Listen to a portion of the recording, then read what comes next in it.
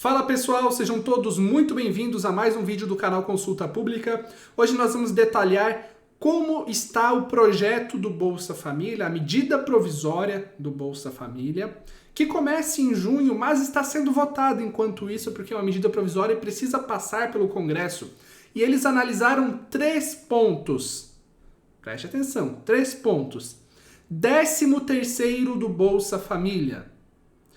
Cota dupla para famílias monoparentais, pais e mães solo. E ainda um benefício adicional de R$ 50 para mulheres em fase de amamentação.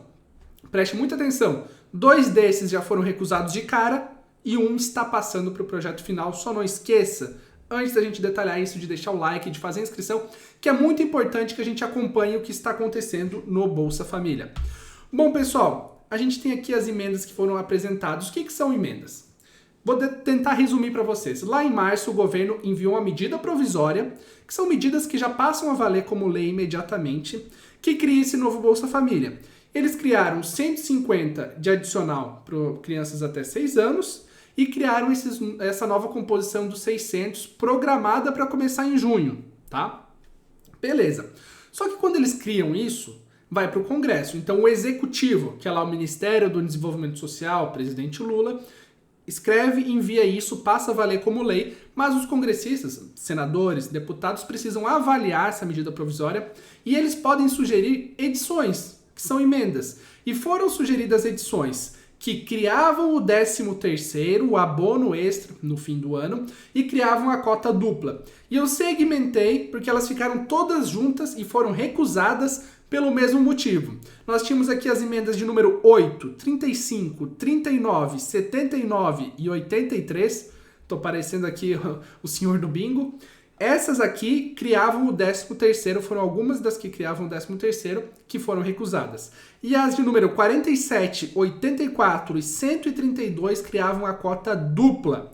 E, segundo o governo, elas são incompatíveis e inadequadas na questão de orçamento, a questão orçamentária e financeiramente, por provocarem aumento de despesa ou redução de receita sem apresentar estimativa de impacto e correspondente compensação.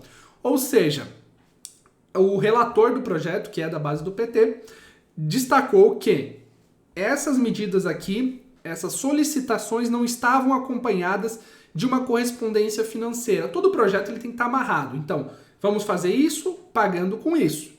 Essas emendas, realmente as emendas eram muito simples, que foram apresentadas só dizendo, ó, cria tal coisa. Não dizia de onde vinha o dinheiro.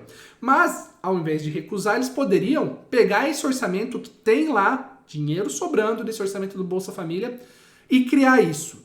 Mas, na verdade, tudo isso aqui já era um jogo meio que já estava jogado, eram cartas marcadas. Já se sabia que a oposição ia colocar o 13º em pauta e que eles colocaram em pauta isso aqui. A maioria desses projetos aqui, do 13º específico, vieram da oposição.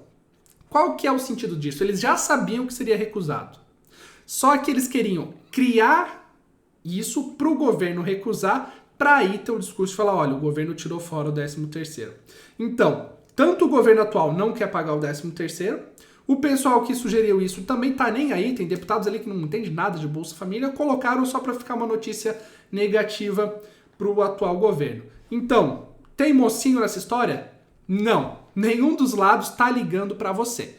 Uns levantaram a bola só para o governo cortar para fora e o governo também, que fala tanto de programa social, não se interessou em criar esse abono de fim de ano para dar uma turbinada no Bolsa Família no fim do ano. Mesma coisa, cota dupla para famílias monoparentais, já destacaram que não queriam. O próprio 13º, o ministro já havia falado que não é trabalho o Bolsa Família, então não tem que ter 13º. Então esse assunto já está meio que pactuado. O que nós tivemos de mudança expressiva?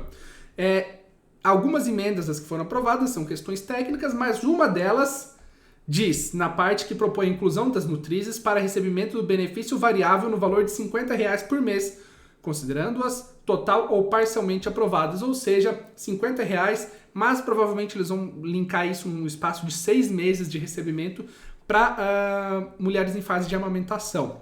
Agora, as gestantes já recebem 50. Será que isso vai junto com as gestantes é difícil de destacar isso em como que eles vão fazer. Acaba os 50 de gestante, depois por 6 meses provavelmente recebe mais 50, enquanto a criança está ali nos 6 primeiros meses de vida, e depois acaba esse benefício. Claro, tem os 50 tem os 150 da criança de 0 a 6 anos, então somando com esses 50 por 6 meses daria mais ou menos 200 a mais.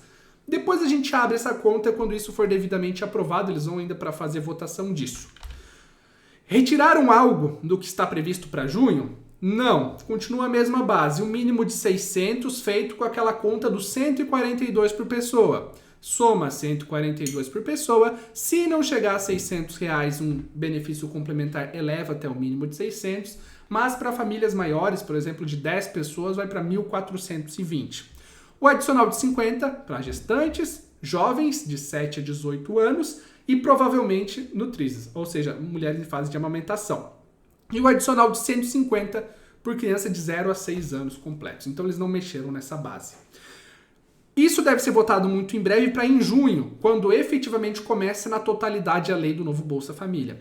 Lembrando, em março eles enviaram essa lei, colocando esses 150, criando esses 142, mas a maioria dos pontos da lei, eles determinaram que só começariam a valer em junho. Então, nesse momento, a gente tem parte da lei do Bolsa Família e parte da lei do Auxílio Brasil, para esse pagamento de maio.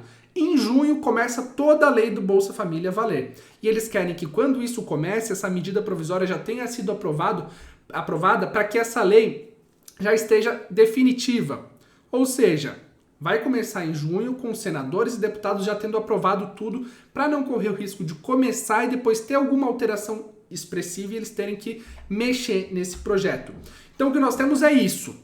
Recusadas as emendas de 13º e cota em dobro.